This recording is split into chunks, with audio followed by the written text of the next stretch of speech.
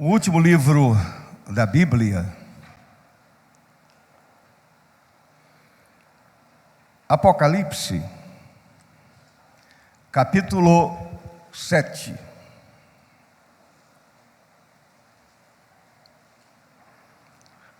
Eu vou ler os versos 13, 14 e 15.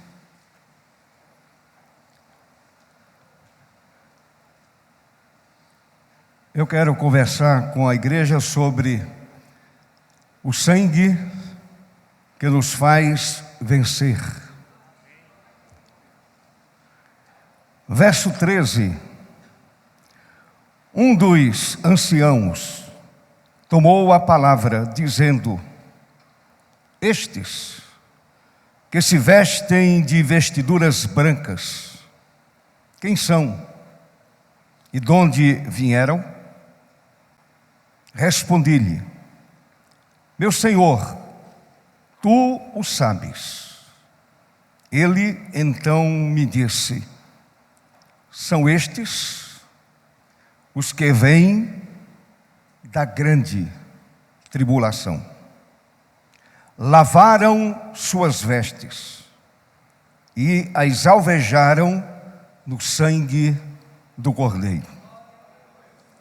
Razão porque se acham diante do trono de Deus e o servem de dia e de noite no seu santuário. E aquele que se assenta no trono estenderá sobre eles o seu tabernáculo. Amém. Podem sentar, meus irmãos.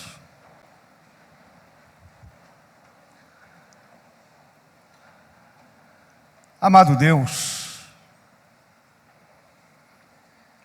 abre o nosso entendimento.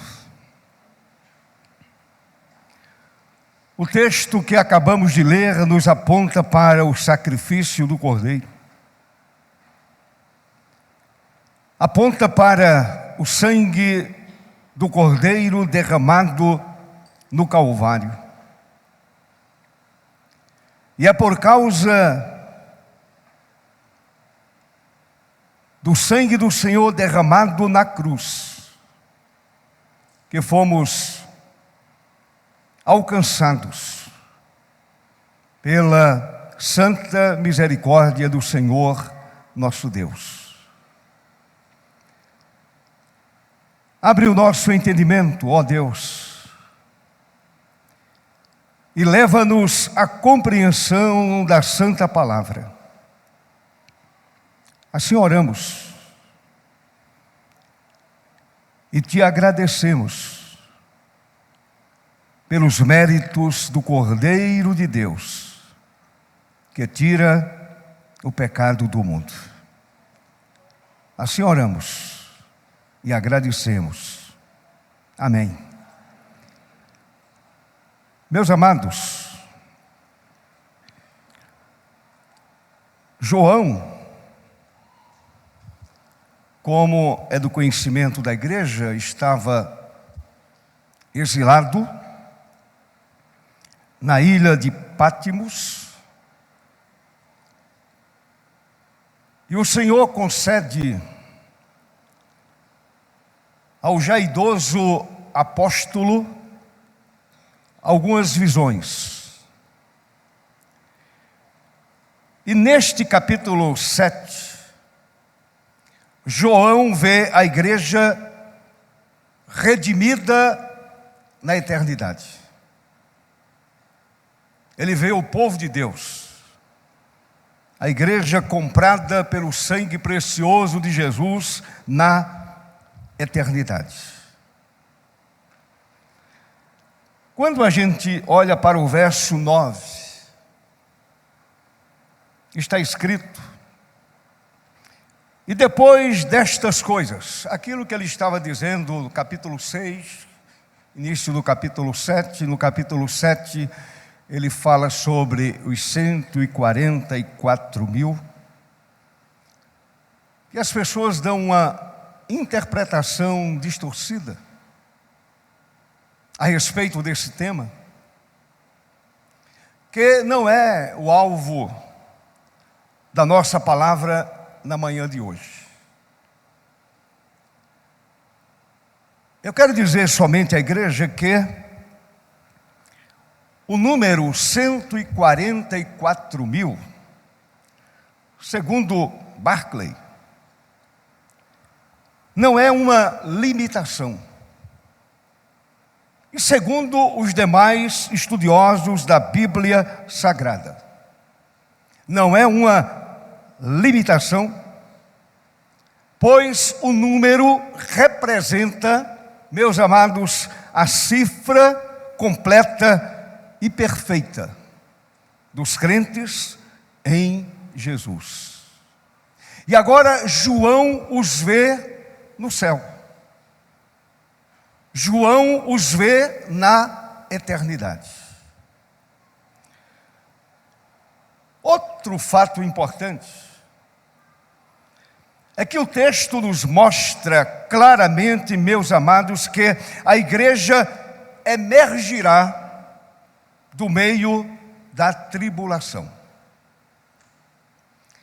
Portanto, aquela história que não é bíblica, de que a igreja será tirada antes da tribulação,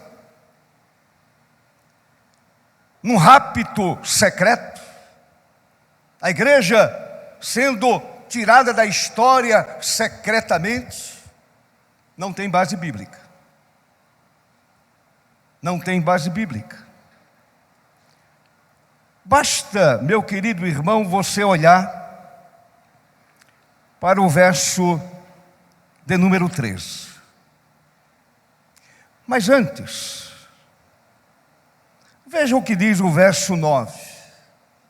Depois destas coisas vi, e eis grande multidão, que ninguém podia enumerar. Lembre-se de que João está vendo a igreja no céu. João vê a igreja redimida no céu.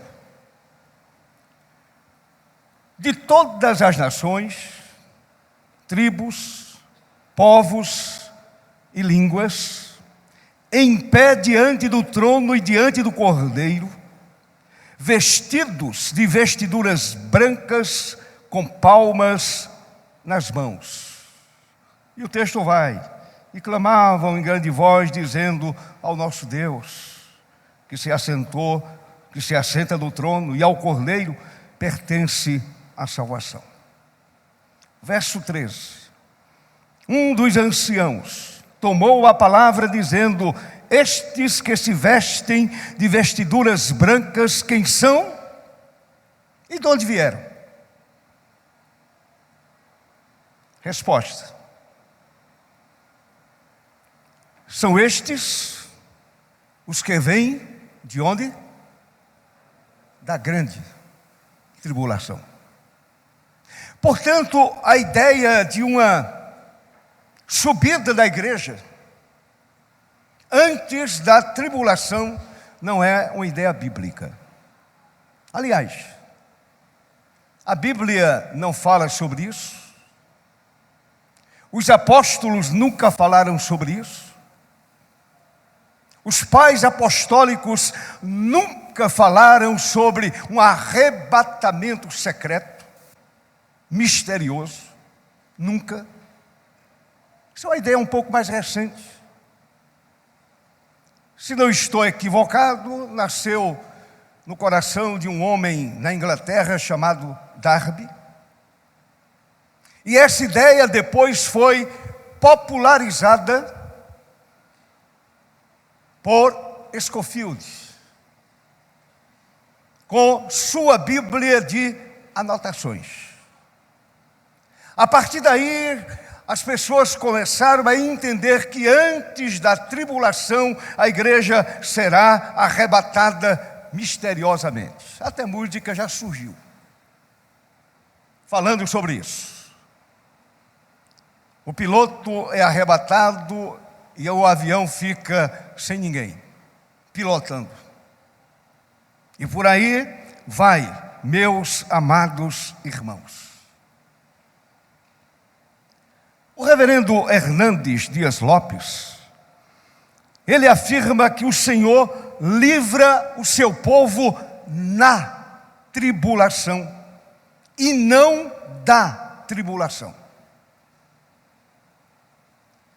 Portanto, esta é a ideia bíblica. É a ideia da santa e preciosa palavra do Senhor nosso Deus. Mas também não é o objeto da palavra desta manhã. Apenas para clarear um pouco o entendimento de vocês. Mas eu quero falar sobre o sangue do Cordeiro. Entendendo que aquilo que João viu lá no céu, João viu aqueles que lavaram as suas vestiduras no sangue do Cordeiro. Não pense numa lavagem de roupa. Pensem numa vida que foi a cruz, que entendeu a mensagem da cruz. Gente que entendeu a encarnação do Verbo e compreendeu a morte de Jesus, e a morte de Jesus foi exatamente por causa do meu pecado e do seu pecado.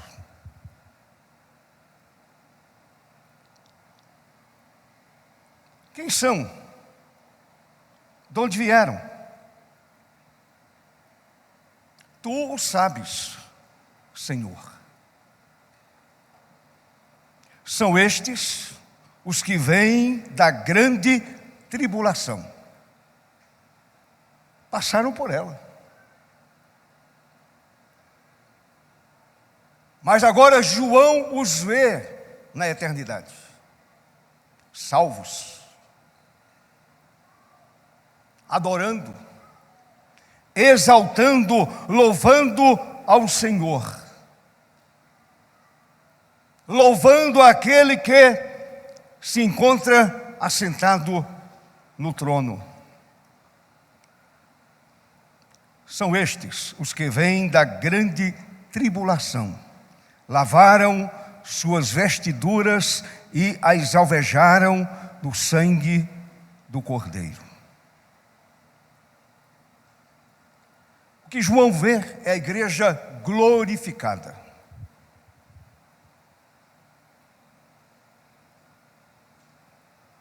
É a igreja na eternidade. E João vê uma igreja que serve a Deus de dia e de noite, servindo ao Senhor, conhecendo a Deus. E volto a repetir aquilo que eu já disse aqui outro dia, usando uma frase do reverendo Hernandes. Quando a igreja estiver na eternidade glorificada, depois de 10.000 anos, a igreja continuará conhecendo a Deus. Portanto, a igreja estará na eternidade louvando, adorando e conhecendo a Deus. E estarão lá por quê? O texto responde. Porque na história, no tempo, aquela igreja lavou as vestiduras no sangue do Cordeiro de Deus. Louvado seja o seu nome para sempre. Mas deixe-me dizer outra coisa a vocês. O sangue do Cordeiro aqui simboliza, em primeiro lugar, o agente purificador. Não é a religião, é o sangue, é o sacrifício, é a morte de cruz, é o Cordeiro sendo imolado. É o Cordeiro entregando a sua vida, e o seu sangue é o agente purificador. Em segundo lugar, o sangue do Cordeiro é o agente alvejante. É o sangue de Jesus. Isto nos mostra, meus amados, que a base da salvação, observem bem, a base da salvação está na apropriação da redenção pelo sangue de Jesus. É pelo sangue do Cordeiro. Os que lavaram suas vestiduras no sangue do Cordeiro desfrutarão da bem-aventurança eterna. Em outras palavras, somente aqueles que na história verdadeiramente nasceram de novo, que têm consciência da condição diante de Deus, ou da sua condição diante do Senhor. Quem é crente, quem é salvo, e tem consciência de sua eleição antes da fundação do mundo, tem convicção de que a sua vida está em Cristo Jesus, que é uma nova criatura, e as coisas antigas passaram. Tem uma vida moral que honra a Deus.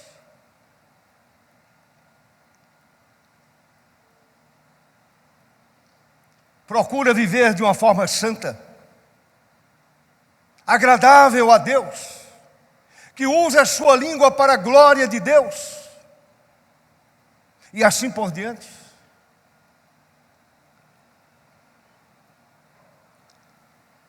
Meus irmãos, quantas realizações e quantas bênçãos que a Bíblia, as Escrituras atribuem ao poder do sangue do Cordeiro. Quem lê a sua Bíblia sabe disso.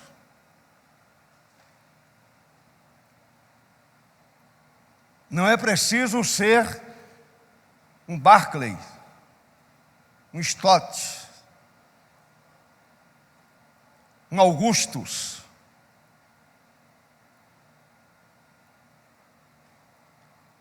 Basta ler. Basta abrir a Escritura. Basta alimentar a alma com o texto sagrado. Se eu perguntasse aqui nesta manhã, não vou fazê-lo, não vou pedir a ninguém que levante a mão, evidentemente. Mas se eu perguntasse assim: quem leu a Bíblia hoje de manhã?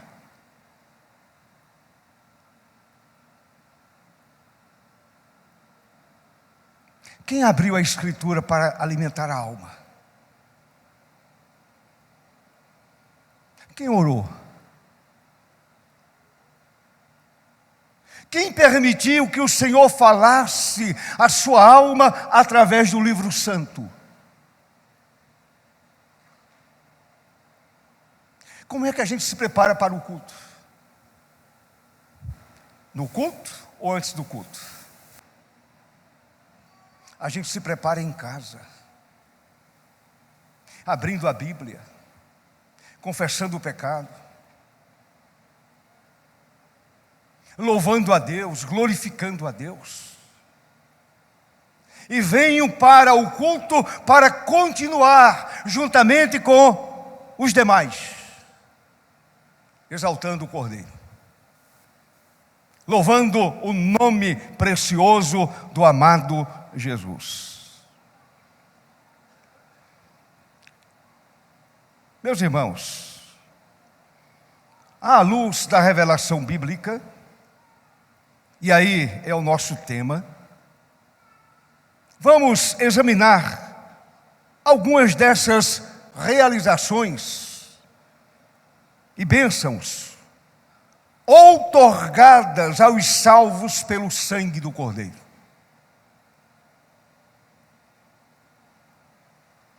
Quem são esses? João vem da igreja na eternidade. São aqueles que lavaram suas vestiduras e as alvejaram no sangue do Cordeiro.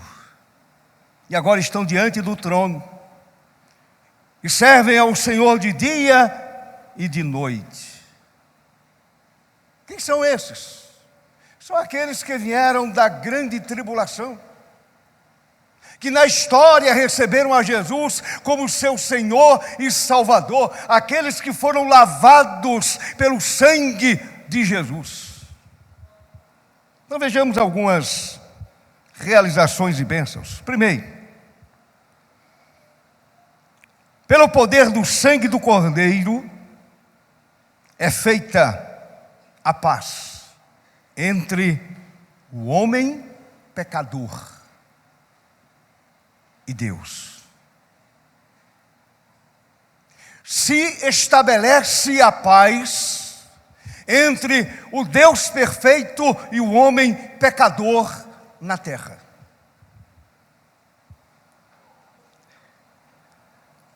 O relacionamento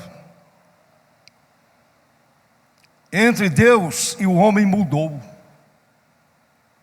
depois que essa paz é estabelecida no coração do homem. Por quê?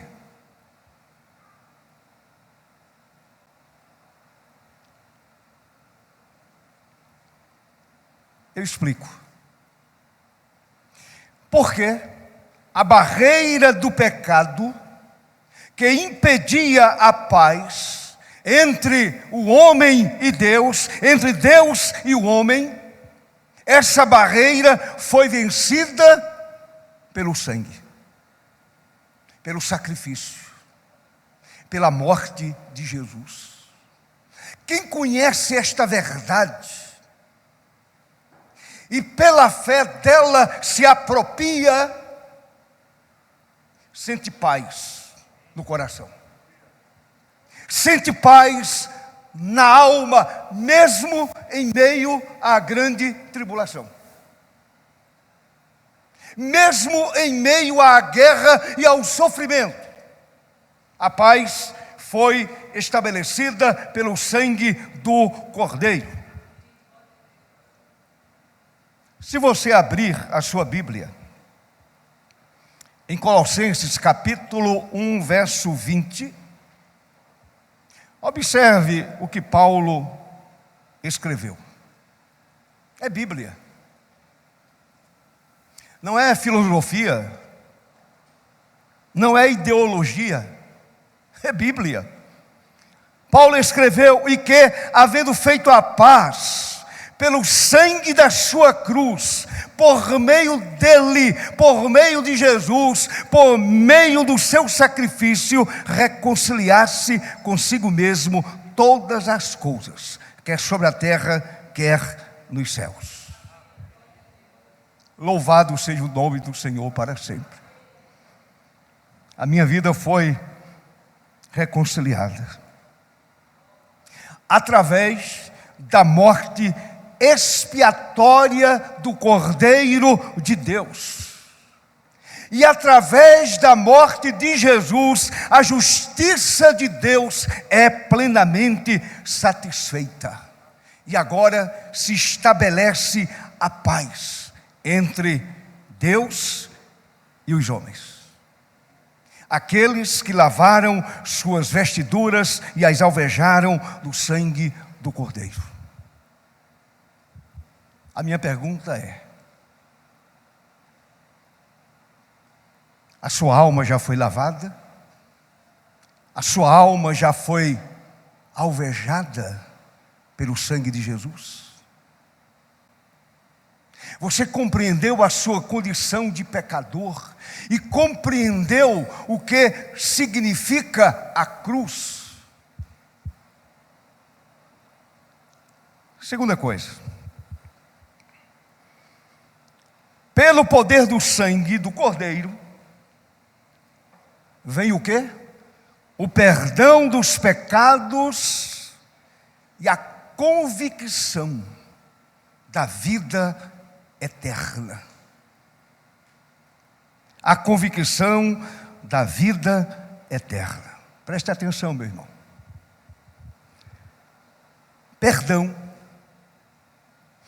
e vida eterna não são resultados de obediência a normas religiosas, e sim fé no Cordeiro, que verteu o seu sangue na cruz do Calvário. Somente assim uma pessoa entra na eternidade.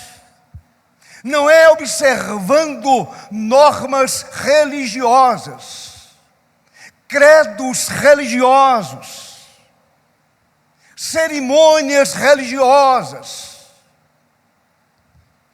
O homem entra na eternidade se compreendeu a sua condição de pecador e compreendeu que, como pecador, estava sem perdão e completamente separado de Deus, indo diretamente para o inferno.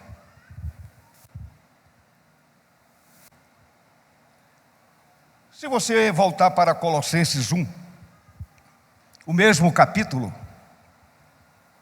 Paulo vai nos dizer assim, para firmar a sua fé, firmar a sua convicção. Paulo diz, no qual, em Jesus, no seu sacrifício, temos a redenção, a remissão dos pecados. É mediante o sacrifício dele que eu e vocês temos a remissão dos pecados. No Evangelho de João, o Senhor afirmou lá em João 6,54: quem comer a minha carne e beber o meu sangue tem a vida eterna. O Senhor não está dizendo que a igreja é um bando de antropófagos, mas exatamente a ideia é aquele que recebeu o seu sacrifício. E dele, de Jesus, se alimenta. Quem comer a minha carne e beber o meu sangue tem a vida eterna. Louvado seja para sempre o Senhor. Aqui, meus amados, o Senhor faz uma analogia. Entenda. Assim como você toma o café da manhã e aquela comida fará parte de sua vida, lhe dá sustância, como diz o pastor Jeremias. Você, meu dia, se alimenta e a comida lhe dá sustância. Portanto, Jesus está fazendo aqui uma analogia. Quem comer a minha carne e beber o meu sangue tem a vida eterna. Não tem diabo do mundo que tire de você essa convicção. Portanto, ninguém pode interpretar o texto de forma literal. É uma analogia. Então, meus amados, fora da união pessoal com o Cordeiro, não há perdão e não há salvação. Não é você com os outros.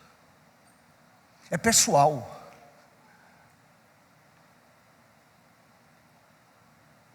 A sua esposa é crente, você não vai para o céu pela fé da esposa, nem do esposo. É pessoal. Portanto, fora da união pessoal com o Cordeiro de Deus, não há perdão e não há salvação. É para aquele que lavou as suas vestiduras e as alvejou no sangue do Cordeiro. Quem passou por esta experiência recebe o perdão dos pecados e a vida eterna. E o sacrifício do Senhor continua sendo a fonte do perdão. Você vai à fonte diariamente.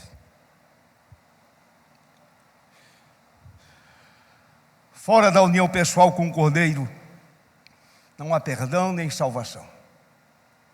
Terceiro lugar.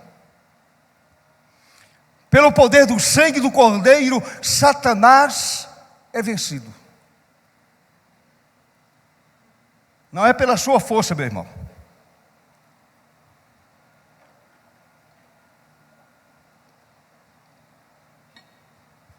É pelo poder do sangue. É pelo poder do sacrifício de Cristo Jesus. É pelo poder da cruz. O diabo é vencido pelo Cordeiro de Deus. Deixe-me acrescentar. Satanás não é vencido por meios mágicos ou rituais litúrgicos, e sim pelo poder do sangue do Cordeiro. É pelo sangue de Jesus. E a Bíblia diz que agora o inimigo não pode mais acusar os crentes de nenhuma culpa, por causa do sangue, por causa do sacrifício. Porque em nós há a marca do sangue de Jesus. Lembram lá de Êxodo? Quando o anjo da morte desceu da parte de Deus para matar os primogênitos do Egito? Nenhum primogênito do povo judeu morreu naquele dia. Por quê? Estava lá a marca do sangue do Cordeiro que havia sido sacrificado, e a família comeu a Páscoa, e o sangue foi passado nos umbrais das portas, apontando para o sacrifício de Jesus, para o sacrifício do Cordeiro. Portanto, a minha vida e a sua vida agora tem, para a glória de Deus, a marca do sangue do Cordeiro de Deus, sangue vertido na cruz do Calvário. Se você abrir a sua Bíblia, um pouquinho mais adiante, no Apocalipse 12, a partir do verso 9 até o verso número 11, veja o que está escrito. E foi expulso o grande dragão, a antiga serpente, que se chama Diabo e Satanás, o sedutor de todo mundo. Sim, foi atirado para a terra, e com ele os seus anjos. Então ouvi grande voz do céu proclamando: agora veio a salvação, o poder, o reino do nosso Deus e a autoridade do seu Cristo, pois foi expulso o acusador de nossos irmãos, o mesmo que os acusa de dia e de noite diante do nosso Deus. Eles, pois, o venceram por causa do sangue do Cordeiro e por causa da palavra do testemunho que deram, e mesmo em face da morte não amaram a própria vida. Por causa do sangue do Cordeiro, louvado seja o Senhor para sempre. Deixe-me acrescentar o seguinte: mesmo que Satanás, neste presente momento, esteja nos acusando de dia e de noite diante de Deus, saiba, meu irmão, aprenda. Aqueles que lavaram e alvejaram suas vestiduras no sangue do Cordeiro são mais do que vencedores. Amém? Em quarto lugar, pelo poder do sangue do Cordeiro, a contínua purificação de todo pecado para nós. enquanto aqui estiver, enquanto estiver na história, enquanto estiver respirando, enquanto estiver vivo, a contínua purificação do meu pecado mediante o sacrifício de Jesus. Que coisa gloriosa, meu irmão. Que coisa abençoadora.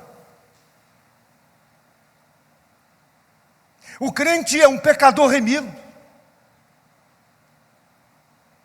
Não estamos livres ainda da presença do pecado. Fomos salvos do poder do pecado. Quando chegarmos na glória celestial, seremos para sempre salvos da presença perturbadora do pecado. Mas agora eu tenho uma provisão. E a provisão é o sacrifício do Senhor. E essa provisão está à disposição do crente que admite seu pecado, confessa seu pecado e abandona o seu pecado. Então, o sangue do Cordeiro purifica e restaura a comunhão com Deus e com os outros irmãos. É o sacrifício, meu irmão. É o sangue derramado na cruz. Na primeira carta de João, e aí vamos olhar para a Bíblia, encontrar o respaldo na palavra do Senhor. João 1,7, primeira carta. Se, porém, andarmos em Cristo, Ele é a luz. Ele é a luz que iluminou a minha alma, que tirou as trevas da minha vida. Se, porém, andarmos na luz, como Ele está na luz, mantemos comunhão com os crentes, com aqueles que lavaram as suas almas no sangue do Cordeiro, uns com os outros, e o sangue de Jesus, seu Filho, nos purifica de todo pecado. De todo pecado. Meu irmão, aprenda aqui uma verdade interessante. Se o Cordeiro não tivesse derramado o seu sangue no sacrifício da cruz, não haveria remissão de pecados. Estaríamos todos nós perdidos para sempre, indo diretamente para o inferno. Iríamos fazer companhia ao capeta. Estaríamos de braços dados a Lúcifer e aos demais anjos caídos. Mas o Senhor derramou o seu sangue.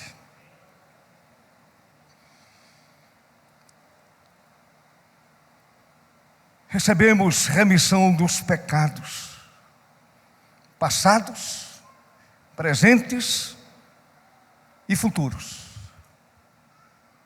A Bíblia vai nos dizer que sem derramamento de sangue não há remissão de pecados. Lembram daqueles animais lá do Velho Testamento? Que eram sacrificados. Todos eles apontavam para o sacrifício perfeito. Há uma música interessante. Eu não sei se alguém já ouviu com atenção aquela música. É como se fosse uma narrativa, é um fato histórico. É como se fosse o sirineu que foi obrigado a levar a cruz. E naquela música a letra diz que ele vai para Jerusalém, levando os animais para o sacrifício. E de repente, o Simão é obrigado a carregar a cruz de Jesus, os filhos ficam um pouco perdidos e os animais fogem. E os meninos se aproximam dele já no ato da crucificação. E os meninos dizem assim: perdemos os cordeiros. E aí o pai aponta para a cruz e diz: ali está o Cordeiro de Deus. Aquele é o Cordeiro perfeito que tira o pecado do homem. Louvado seja o Senhor para sempre. Amém, meus irmãos. O Cordeiro derramou o seu sangue para resgatar a minha vida e resgatar a sua vida. Portanto, a provisão diária para a minha vida e para a sua vida. Eu lembro da história que eu li faz muito tempo, de Lutero, que sonhou, e teve um sonho um pouco perturbado, porque sonhou com o diabo. Eu acho que não deve ser uma coisa muito boa sonhar com o diabo. E o diabo, como acusador, foi dizendo: olha, você é um pecador por isso, por isso, por isso, por isso, por isso, por isso. Você faz assim, assim, assim. Foi declinando os pecados de Lutero. E no sonho Lutero diz ao diabo, quando ele termina a lista enorme, Lutero pergunta: não há mais nenhum pecado que você lembra? Não, todos estão aí. Então Lutero logo abaixo escreveu: mas o sangue de Jesus me purificou de todos os meus pecados. Há remissão no sangue de Jesus, há perdão no sangue do Senhor Jesus. O sangue de Jesus nos purifica de todo o pecado, mesmo sendo pecadores imperfeitos. Lavamos e alvejamos as nossas vestiduras no sangue do Cordeiro. Em quinto lugar, estou caminhando para o final, meu querido irmão. Hoje é bom porque eu posso ficar à vontade. Pelo poder do sangue, em quinto lugar, fomos libertos da tirania da consciência morta, a fim de servirmos ao Deus vivo. O sangue de Cristo, derramado no Calvário, tem poder para libertar qualquer consciência aprisionada pelos laços do pecado e do diabo.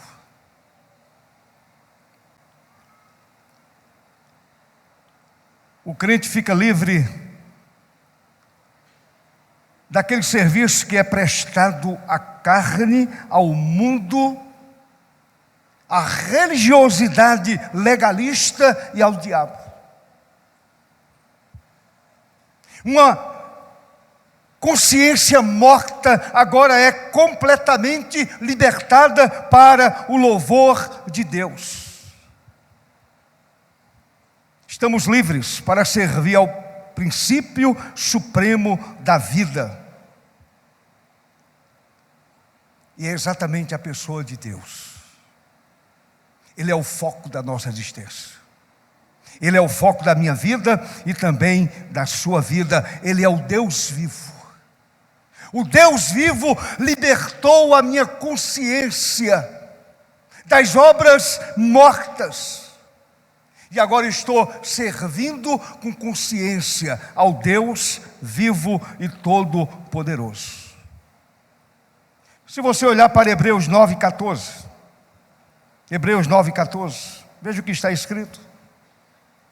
Muito mais o sangue de Cristo, pelo Espírito eterno, a si mesmo se ofereceu sem mácula a Deus, purificará a nossa consciência de obras mortas para servirmos ao Deus vivo.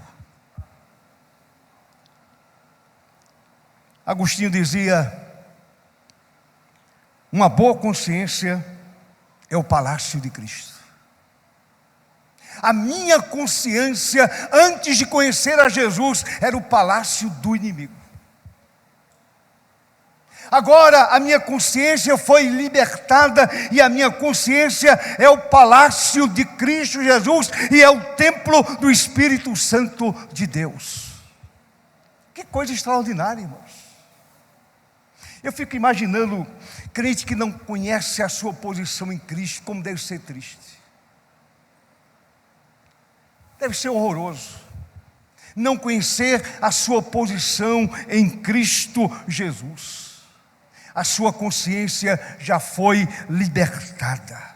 Você está livre do peso de uma consciência escravizada pelo pecado, porque você lavou a sua consciência no sangue do Cordeiro de Deus. A sua vida foi alvejada pelo sangue do Cordeiro de Deus. Em sexto lugar, meu querido irmão, pelo poder do sangue do Cordeiro.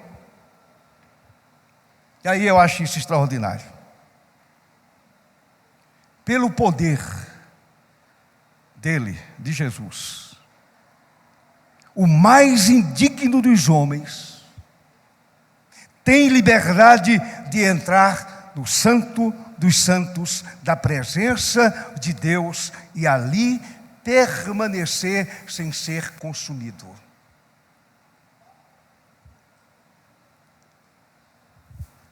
O véu rasgou-se de alto a baixo. No Santo dos Santos só entrava o sumo sacerdote uma vez por ano.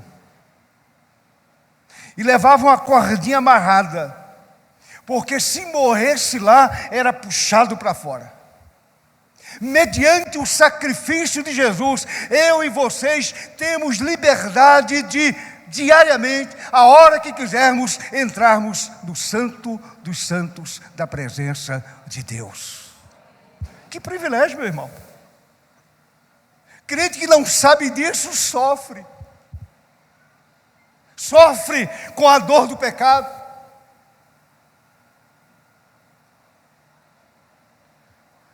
Esta confiança não é alicerçada em qualquer mérito que talvez o ser humano tenha. Nenhum mérito do homem. Trata-se de uma confiança ancorada no sacrifício de Cristo Jesus. Eu não estou ancorado naquilo que eu tenho, até porque nada tenho. Isaías diz que a minha justiça e a sua justiça diante de Deus é o quê? É o quê? Trapo de sujeira. Aquela palavra trapo, no hebraico, significa panos, pedaços de panos, que a mulher usava quando estava menstruada. Então Isaías está dizendo: a justiça de vocês diante do Senhor parece exatamente com esses trapos. Não é nada. A nossa confiança está ancorada no sacrifício de Jesus. A base é o sacrifício do Cordeiro. Hebreus 10, verso 19. Hebreus 10, 19. Escreveu o autor da carta: tendo, pois, irmãos, intrepidez para entrar no Santo dos Santos, pelo sangue de Jesus. Eu, quando vou à presença de Deus, que entro no Santo dos Santos, eu preciso compreender que estou ali por causa do sacrifício de Jesus.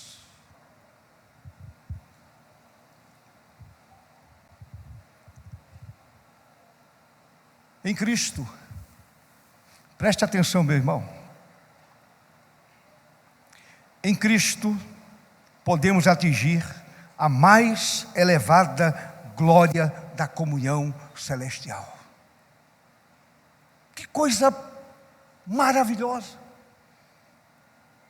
A gente imagina que somente aqueles que são famosos, os grandes teólogos, os grandes pregadores. Não, é o mais simples crente, o mais humilde crente. Em Cristo, ele tem a liberdade de entrar no Santo dos Santos e ali permanecer diante da presença gloriosa de Deus, sem ser fulminado pela justiça de Deus.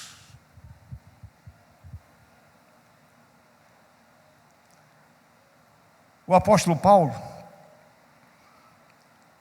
entrou no Santo dos Santos da comunhão de Deus e foi arrebatado até o terceiro céu. Alguém vai dizer: foi Paulo. Uma experiência do grande Paulo, o grande apóstolo dos gentios. Eu conheço gente e já vi um fato desse acontecer numa vigília. Uma mulher de Deus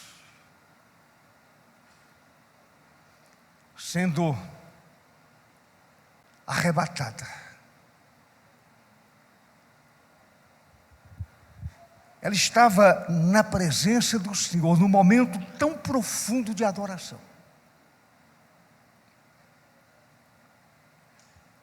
E quando ela retornou daquela experiência,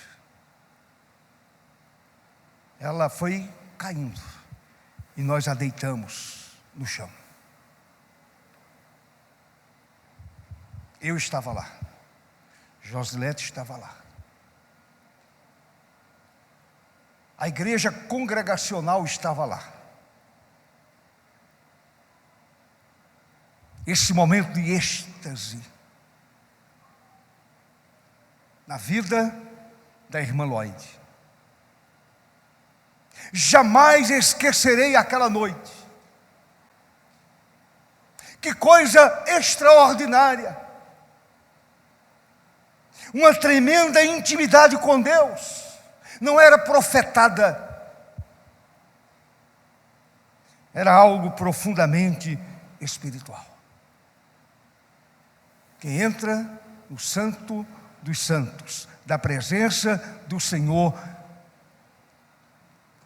se deleita nessa mais elevada glória da comunhão celestial. Não sei, meu querido irmão, quando você ora, o que você experimenta? Qual é a sensação que você tem? Ou você apenas reza? Ser crente dessa forma não vale muito a pena. Vale a pena quando a gente entra no Santo dos Santos e a gente se deleita na presença do Eterno e a nossa alma se enche da presença bendita do Senhor.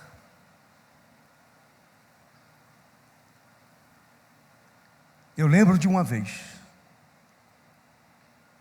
quando pastoreava lá na Bahia, em Paulo Afonso. Eu costumava orar na torre da igreja, bem alta. Eu subia por uma escadinha de madeira e ia lá para cima. E ficava ali um bom tempo com a palavra de Deus e a oração. E eu lembro de um dia que eu estava sentado. E eu tinha consciência de que o Senhor estava ali. Meus irmãos, que momento glorioso.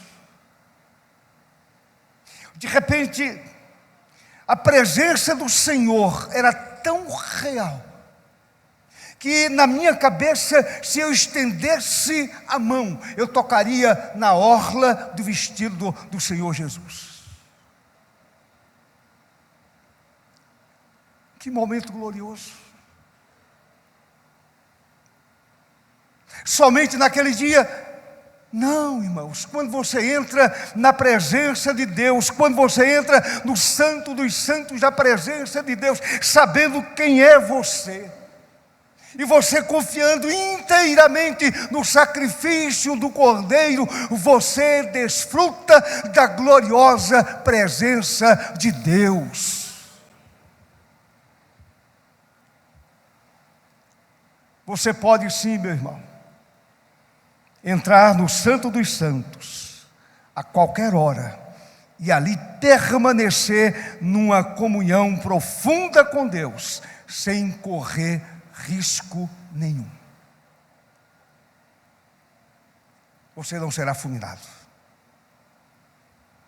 E eu quero concluir dizendo: o sangue de Cristo nos faz vencer em todas as dimensões da vida cristã, de forma que nada nos impede de caminharmos pela vida fora, de vitória em vitória, pois lavamos e alvejamos nossas almas no precioso sangue do Cordeiro de Deus, sangue vertido na cruz do Calvário para a nossa eterna vitória. Amém, meu irmão? Resumindo, primeiro, sabemos que é o sangue de Jesus que nos limpa de todo pecado. É o sangue de Jesus que nos limpa de todo pecado. Segundo, sabemos que é o sangue do precioso Redentor que fez propiciação pelos nossos pecados na cruz. Terceiro, sabemos que é o sangue de Jesus que nos deu a redenção e a paz com Deus. Em quarto, sabemos que é o sangue derramado na cruz que nos comprou definitivamente, para sempre. Então, quem é remido? Quem é eleito? Quem é salvo? Quem vai morar no céu? Remido é aquele que lavou as suas vestiduras no sangue do Cordeiro de Deus. Amém. Deus abençoe a sua vida e você possa compreender essas verdades tão preciosas, em nome de Jesus.